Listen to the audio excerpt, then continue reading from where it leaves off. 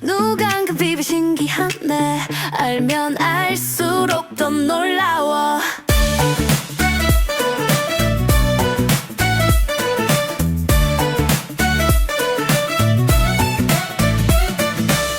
안녕하십니까, 누간강TV입니다. 개인별 성격 유형과 행동 차이에 미치는 영향이 유전 때문일까요? 환경 때문일까요? 자, 우리 학교 다닐 때 한반 안에 다양한 행동 유형을 지니는 친구들이 많이 있었습니다. 적극적이고 활발한 친구, 조용한 친구, 남들을 이끌고 도와주는 친구, 심지어 좀 이기적이고 항상 반대만 하는 좀 이상한 친구들, 그런 사람들이 있었는데요. 이상한 거가 있어요. 이런 친구들의 비율이 반마다 되게 비슷해요.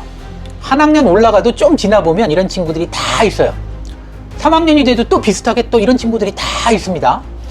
직장에 왔거든요. 커서 직장에 취직을 했는데요. 직장 다니다 보니까 이런 사람들이 또 다 있습니다.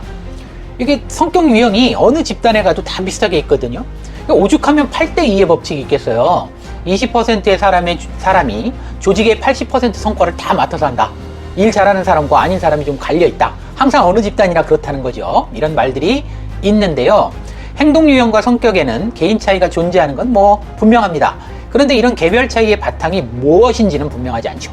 사람을 대상으로 원인을 규명하기 위한 실험을 하기는 더 어렵습니다. 그래서 일단 쥐를 가지고 프랑스 연구자들이 이 실험을 했어요. 전에 소개시켜드린 적이 있는 스월시티, 쥐들의 도시라는 프랑스어인데요. 엄청 크고 다양한 장난감들과 공간이 있는 쥐들끼리의 상호작용이 가능한 그런 사육시설을 만들어서 쥐들끼리 서로 놀고 상호작용을 하도록 오랫동안 키우면서 이 쥐들이 사회적 소통이나 상호작용, 얼마나 많이 움직이는지, 인지기능의 성향들은 어떠한지 전자센서를 부착해서 확인하는 실험을 했습니다. 이 쥐들은 모두 같은 종의 쥐들이어서 유전적인 차이는 별로 없는 쥐들이에요. 소위 말하는 인브레드 C57 블랙6 종이라는 그런 같은 종의 쥐들입니다. 강아지로 치면 모두 말티즈, 아니면 모두 리트리버, 이런 종류를 가지고 실험을 한 겁니다. 유전적 차이가 별로 없죠. 자, 그랬더니 이렇게 키운 쥐들의 행동 양식과 인지 기능의 기본 성향에 개인 차이가 분명히 관찰되었습니다. 먼저 움직이는 쥐, 따라다니기만 하는 쥐, 행동이 활발한 쥐, 조금 조용히 있는 쥐, 의사결정이 모험적인 쥐, 그렇지 않은 쥐 등 흥미롭게도 이러한 개별 차이가 각 동물의 중뇌의 도파민 신경계 활성과 밀접한 연관성을 지니고 있음이 확인되었습니다. 놀라운 게 뭐냐면요. 동물들이 살고 있는 일정한 사회적 환경을 확 바꿔주면 행동 유형도 바뀌고 도파민 신경의 활성화 패턴도 바뀌었다고 합니다. 실험에서는 뭔가 하나 좋은 거, 예를 들면 설탕물이 어디 있는지 확인해서 거기 꽂히면 그 장소에 설탕을 안 줘도 안 바뀌고 계속 찾아오는 고집 센 쥐들하고, 넌스위처라는 지난번 컨텐츠에 나왔던 그런 쥐들일 거예요.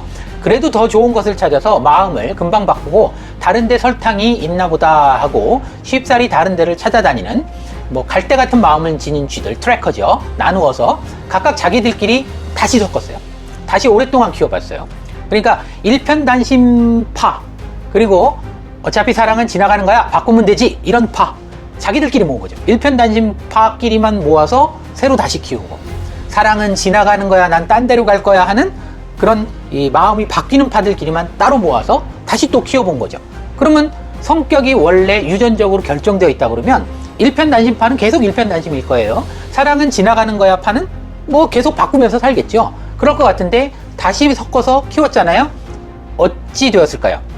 원래 여러 쥐들을 섞어 키울 때 나타나는 다양한 행동 양식을 보이는 개체들로 다시 나뉘었다는 겁니다. 유사하게 나뉘었다는 거예요. 성격 유형이 자기가 살고 있는 그런 환경에 따라서 바뀌는 거죠. 중뇌의 도파민 활성도 바뀌었다고 합니다.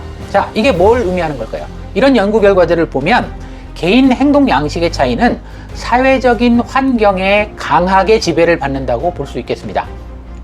물론 구체적인 기전은 좀 더 연구를 해봐야 되겠지요. 사람의 경우에는 유전적 차이가 크기 때문에 유전적 차이와 사회적 차이의 상대적 중요성에 대한 연구도 추가되어야 할 것 같습니다.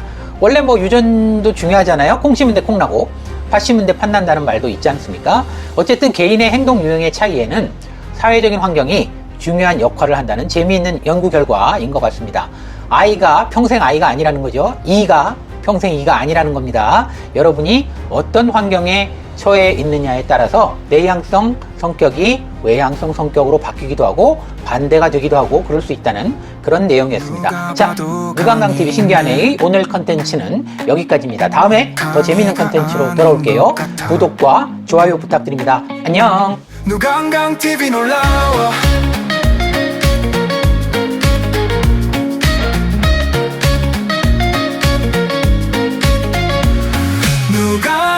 누강강 보고 있으면 빵 터져. 누강